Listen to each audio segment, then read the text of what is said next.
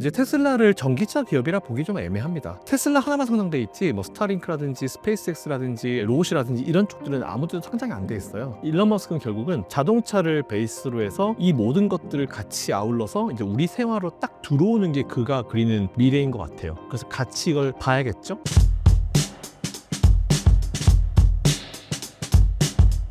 올해 테슬라 주가의 급등 배경과 전망은 어떻게 보시나요? 이게 사실은 1등 기업이나 대장 기업들의 숙명이라고 봐요. 까일 때는 제일 많이 까입니다. 뭘 하든 무슨 핑계를 대서 욕을 합니다. 잘 갈 때는 정말 세상에 이런 기업이 없을 정도로 찬사를 하죠. 참 이게 너무 싫은데 그게 어쩔 수 없는 테슬라, 전 세계 전기차 대장 오브 대장 테슬라가 감당해야 될 미래라고 봐요. 뭐 주가에 대한 부분 사실 뭐 잘 아시겠지만 테슬라는 오랜 기간 동안 예전에 막 거의 뭐 7-8년 전부터도 얘는 고평가됐다라는 얘기, 평생 걔는 고평가됐다라는 얘기를 들어온 회사예요. 뭐 일론 머스크가 뭐 되게 유명한 영상들 많잖아요. 막 이제 공장 디폴트 되기 직전이어서 돈 끌어오는데 바쁘고 투자 받기 위해서 바쁘고 공장이 디폴트 된다는 얘기도 실제로 나왔었던 기업이었고. 근데 저도 사실 회사를 좀 운영하고 있지만 대표들이 해야 될 건 뭔지 아세요? 직원들의 어떤 일을 할 수 있는 환경과 이제 그들이 일할 수 있는 일거리를 물어오는 거. 두 번째는 뭐예요? 돈 구해 오는 거. 어쩔 수 없어요. 그렇게 이제 똑같이 커왔었던 스타팅 업체였고 이제 전 세계 이제 대장주가 됐었는데 일단 여러 가지 이슈들이 되게 많았죠. 근데 이제 주가 급등한 이유 중에 제일 큰 거는 정말 '될 사람은 된다.'라고 생각되는 게 M7 기업들이 민주당과 공화당에 이제 베팅을 했죠. 근데 다들 뭐 각자 상황에 따라 달랐는데 딱 한 기업이 몰빵을 합니다. 공화당에. 트럼프에 몰빵을 하죠. 이에 따라 가지고 거의 트럼프 관련주가 되고 트럼프가 대통령이 당선이 되면서 이제 테슬라는 여러 가지 기대감을 가질 수 있죠. 근데 테슬라란 기업을 보면요. 물론 이제 기업이 만들어진 지는 뭐 10여 년 정도 돼 가고 있긴 하지만 테슬라가 하고 있는 그 사업들 보면요. 뭐 전기차 아니면 이제 우주항공이라든지 로보트라든지 아니면 뭐 이제 위성을 띄워 가지고 하는 스타링크라든지 이런 사업이 30-40년 전에 있었던 산업은 아니에요. 그러니까 정말 오래된 전통 산업은 아닙니다. 어떻게 보면 이제 신규 사업이라 보시면 되죠. 결국 테슬라도 이제 스타트업 때에서 시작을 했기 때문에 또 신규 사업이라 가지고 또 얼마 아니 그런 게 아니고 전통 사업이 아니라는 의미예요. 제발 이건 오해하지 마시고요. 그렇기 때문에 이런 업종에 문제가 있어요. 문제라고 하긴 좀 그런데 새로 뭔가 막 이제 스타팅이 돼서 이제 오른 업종이기 때문에 정부의 입장에서도 되게 오래된 업종이나 이런 업종은 어디까지 규제해야 되고 어디까지 제재를 해야 되고 어디까지 서포트를 해야 될지 딱 명확하게 보입니다. 근데 그것도 그 업종들도 사실은 반도체가 옛날에 처음 생겼을 때 규제에 대해서 진짜 고민을 많이 했어요. 수십 년 동안 오면서 빌드업이 된 거거든요. 규제 법안이라는 게 만들어진 건데 사실 테슬라가 최근에 하고 있는 거는 뭐 자율주행이라든지 로봇이라든지 뭐 이런 것들이 AI도 마찬가지지만 어디까지 규제를 해야 될지 아무도 몰라요. 사실. 그리고 아시겠지만 미국이든 우리나라든지 사법 당국이 제일 느립니다. 제일 느려요. 그렇기 때문에 이런 규제에 대한 법안이 완성되지 않았고 그냥 막연하게 그냥 지금까지 보면 캘리포니아주도 "아 테슬라 싫어. 일론 머스크 너 싫어." 이런 식의 어떤 감정이 섞인 규제였기 때문에 뭔가 이제 일반적이진 않았었죠. 뭔가 이제 합리적이지 않았었죠. 근데 일론 머스크가 공화당에 베팅을 하고 그리고 그때 당시에 이제 트럼프는 그런 고액 자산의 어떤 이제 이 베팅이 필요했던 상황이고 서로가 니즈가 맞았죠. 근데 트럼프가 대통령이 됐고 그러다 보니까 이제 그동안 이제 규제 때문에 진행하지 못했었던 부분에 대해서 규제가 좀 내려갈 수 있는 그런 어떤 기대감이 들어가고 있는 거죠. 그러다 보니까 결국은 제일 중요한 거는 베팅을 잘한 거예요. 인생의 베팅이 제일 중요한데 진짜 거의 뭐 옛날에 비트코인 막 이제 나중에 때 베팅하는 수준이죠. 정말 베팅을 잘한 거고 이제 뭔가 혜택을 얻을 수 있는 그런 상황이 됐기 때문에 주가가 좀 많이 올라가고 있다라고 보시면 될 것 같아요. 뭐 트럼프 관련주로 올라간다라고 보시면 되는데 뭐 테슬라는 그게 다가 아니라는 거 다 아실 겁니다. 트럼프를 등에 업은 일론 머스크의 전반적인 미래 계획은 무엇인가요? 일단 바로 지금 FSD 한다고 하죠. 자율주행 바로 한다고 하죠. 근데 일단 또 되게 재밌는 거는 캘리포니아 주지사랑 참 사이가 안 좋아요. 근데 이번에 캘리포니아에 참 안타까운 산불이 이제 불이 발생했죠. 화재가 발생했죠. 산불이 발생하면서 되게 많은 엄청나게 많은 피해자가 있었고 트럼프 대통령이 이제 캘리포니아로 가 가지고 주지사를 만났고 사실 두 분이 정치적으로는 적인데 그래도 이제 그런 상황이 안 좋을 때 왔었고 주지사가 이제 지난번 코로나 때도 많이 도와준 걸로 기억을 하고 있다. 이번에 또 많이 도와달라 했고 트럼프도 전폭적인 지원을 할 겁니다. 그래서 이제 그 지역에 대해서 좀 살리는 어떤 액션이 나올 수 있는데 결국은 캘리포니아주가 되게 중요해요. 그 주가 아무래도 이런 땅덩어리에 대한 부분도 있고 전기차에 대한 어떤 이제 인식 자체도 되게 좋은 주이기 때문에 과연 어떻게 될지는 모르겠지만 어쨌든 규제에 대한 부분은 좀 많이 내려가지 않을까 싶습니다. 그래서 규제가 내려간다는 것 자체가 되게 좋은 거죠. 그리고 이제 일론 머스크가 그리고 있는 전반적인 미래가 뭐냐면 이제 테슬라를 전기차 기업이라 보기 좀 애매합니다. 그러니까 지금 보면은 테슬라 하나만 상장돼 있지 뭐 스타링크라든지 스페이스X라든지 아니면 뭐 이제 로봇이라든지 이런 쪽들은 아무 데도 상장이 안 돼 있어요. 그러니까 일론 머스크는 결국은 자동차를 베이스로 해서 이 모든 것들을 같이 아울러서 이제 우리 생활로 딱 들어오는 게 그가 그리는 미래인 것 같아요. 그래서 같이 이걸 봐야겠죠? 그러니까 이미 보면 어느 정도 시행이 된 게 테슬라 하면서 이걸 갖다가 이제 로보택시화 시키고 자동으로 이제 알아서 이제 운전하게 만들고 이게 로봇을 안 치든지 지가 알아서 돌아가든지 최근에 보니까 테슬라 공장에서 만들어진 테슬라 자동차가 알아서 소비자한테 가더라고요. 그냥 생산되면 그냥 지가 알아서 가요. 이제 운전자도 없어요. 공장에서 나와 가지고 집 앞에 갑니다. 배달됩니다. 그 얘기는 제가 오늘 앱으로 지금 테슬라 자동차를 갖다가 바로 구매를 하면은 저희 집 앞에 온다는 얘기겠죠? 그럼 당연히 이제 로보택시 이런 거에 대한 부분 FSD 더 올라갈 것이고 로보트 우리 집으로 들어와서 가사를 도울 것이고 그리고 인공위성 띄워 가지고 스타링크 보면 이제 우리나라에도 보여요. 가끔 이 하늘 보면은 한 줄로 쭈루루루 이렇게 가거든요. 그럼 우리나라도 보입니다 이제 가끔. 그래서 이제 스타링크 그렇게 많이 띄워 놨고 그리고 우주 스페이스X도 아시겠지만 엄청난 것들을 최근에 많이 하고 있잖아요. 예. 그래서 오히려 일론 머스크가 그리고 하고 있는 미래는 그건 것 같아 가지고 이제 유의하게 상장돼 있는 테슬라를 우리가 관심을 안 가질 수가 없죠. 그래서 목표 주가는 사실 계속 올리고 있어요 저도 사실은. 중국 전기차의 국내 진출 성공 가능성은 어떻게 보시나요? 일단은 일본 가서는 실패했습니다. 일본에서 하겠다라고 했는데 일본에서 실패했고 실패했는데 실패한 것처럼 안 보이는 이유가 중국에서 굉장히 좀 홍보를 잘하더라고요. 어떻게 홍보했냐면 "우리가 토요타를 이겼다. 우리가 토요타 판매량을 이겼다." 이런 식으로 홍보를 하더라고요. 근데 보면 토요타는 어쨌든 일본 최고의 차고 전 세계 최고의 차량 기업이기 때문에 '토요타를 이겼다고?' 이렇게 볼 수 있어요. 근데 한 번 더 들어가면 여러분 토요타는요 전기차에 별로 관심이 없는 기업이에요. 토요타는 하이브리드나 내연기관차를 우선으로 하는 기업이지 전기차에 그렇게 크게 관심이 있는 기업은 아닙니다. 물론 만들죠. 만들지만 그렇게 막 신중하게 막 이제 진지하게 다가가는 기업은 아니에요. 그런 팩트 체크를 분명히 좀 할 필요가 있을 것 같습니다. 자 그런 상태에서 이제 우리나라에 들어왔죠. 근데 우리나라에 처음에 들어올 때 이런 얘기를 하더라고요. 저도 사실 걱정했지만 '에이 얘들 또 싼 거 들고 들어오겠다. LFP 붙여 가지고 싸게 들어오겠다.' 했는데 그때 비하에서 뭐라고 그랬냐면은 우리는 절대 한국 시장에서 싸게 팔 생각 없다."라고 하더라고요. 그게 나왔을 때 저는 이런 얘기했습니다. "믿을 수 없다.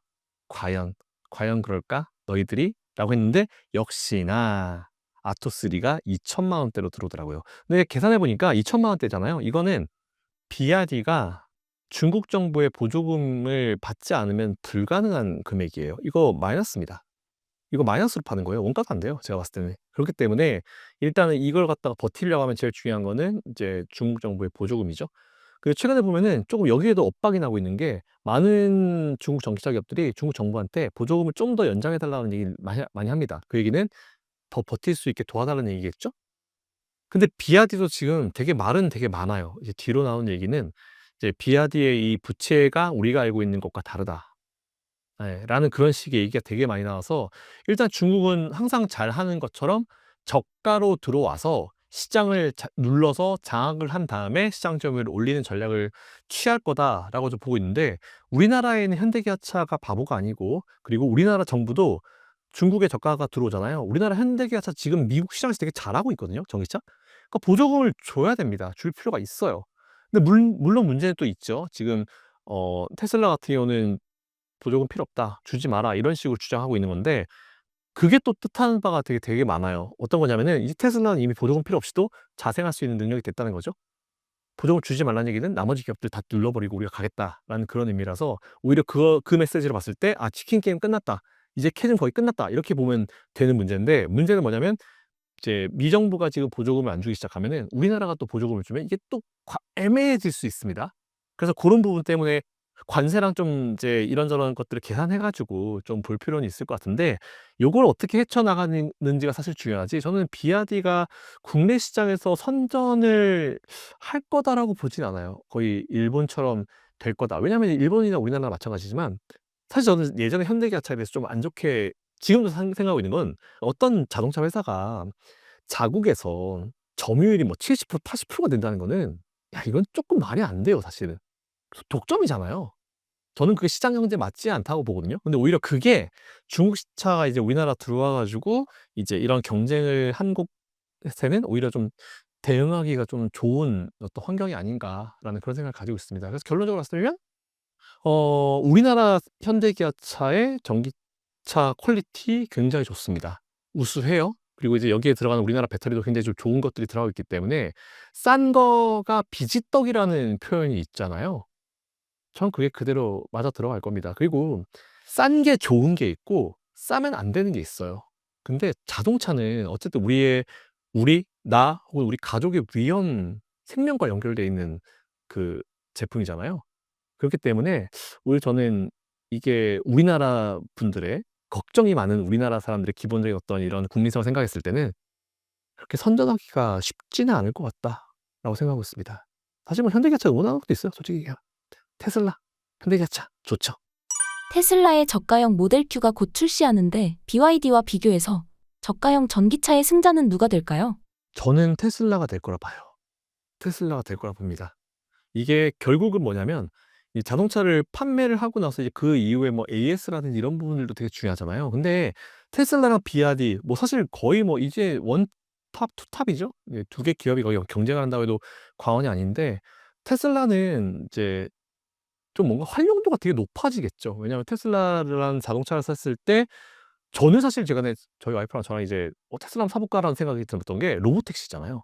물론 이제 우리나라 택시 업계랑 뭐 이슈가 많아질 수 있겠죠, 물론. 안 되면 진짜 '미국에 뭐 테슬라 하나 사놔야 되나?' 뭐 이런 생각도 드는데 내가 이용을 안 할 때 지가 돌아다니면서 이제 택시 역할을 하고 그 수익을 이제 테슬라와 쉐어를 한다고 하잖아요. 이거 되게 저한테 매력적으로 다가왔거든요, 솔직히. 지금도 저희 차는 우리가 사실 낮에만 이용하지 밤에는 차를 이용을 안 하잖아요. 그렇다고 이제 그 차 회사들한테 "야 우리 밤에 이용 안 하니까 그건 좀 싸게 해 줘야 되냐." 이렇게 얘기도 못 해요. 근데 어떻게 보면 이제 그런 것에 그 시장에 테슬라가 발을 담근 거죠. 만일 뭐 진짜 우리나라 택시 업계들도 많은 분들이 종사하고 계시기 때문에 얘기만 좀 잘 돼서 우리나라에 많이 들어온다. 전 단기간에 들어오지는 어려울 것 같아요 사실은.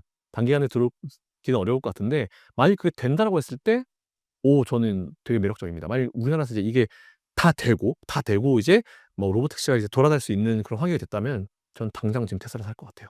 그러니까 이런 것들을 봤을 때 비아디의 어떤 서비스와 테슬라의 서비스가 사실은 좀 차이가 되게 많고 그리고 이제 테슬라는 사실 뭐 스타링크 연결 그죠? 그리고 로보택시 뭐 되게 많은 분들이 연결됐기 때문에 오히려 전 좀 상대적으로 좀 이제 매력이 좀 더 있다라고 좀 보고 있고 테슬라가 가진 이게 차는 결국은 가지고 있는 이미지를 우리가 무시를 할 수가 없을 거라 봐요. 근데 테슬라는 프리미엄 같은 느낌이 분명히 있는 자동차잖아요. 그리고 전 세계 많은 사람들이 테슬라의 저가형 모델을 기다렸습니다.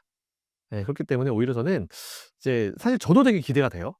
비아디가 우리나라에 들어온다고 했을 때 '아 그렇구나. 이건 좀 앞으로 좀 경계를 해야겠네, 현기차가.' 이 정도 생각이었는데 테슬라의 저가형 모델 Q가 나오면은 일단 구경 갈 생각이 있습니다, 저는. 그래서 일단 요걸 봤을 때 저 개인적인 생각으로는 오히려 테슬라 저가형 모델 Q가 나왔을 때 좀 더 이게 전반적인 실적에 많이 좋은 영향을 줄 수 있을 거다라고 좀 보고 있어요. 테슬라 매수 전략을 알려주신다면요? 테슬라요? 뭐 제가 뭐 여러 가지 방송을 통해서 말씀드리고 뭐 환경 글로벌 마켓이나 뭐 뉴인사이트 뭐 제가 하고 있는 프로그램 그런 것들을 통해서 말씀드리지만 올해도 M7이 이끌 거예요. 올해도 M7이 이끌 거고 오히려 누릴 때마다 매수 전략이 전 맞다 봐요. 그러니까 뭐 너무 머리를 쓰지 마시고요.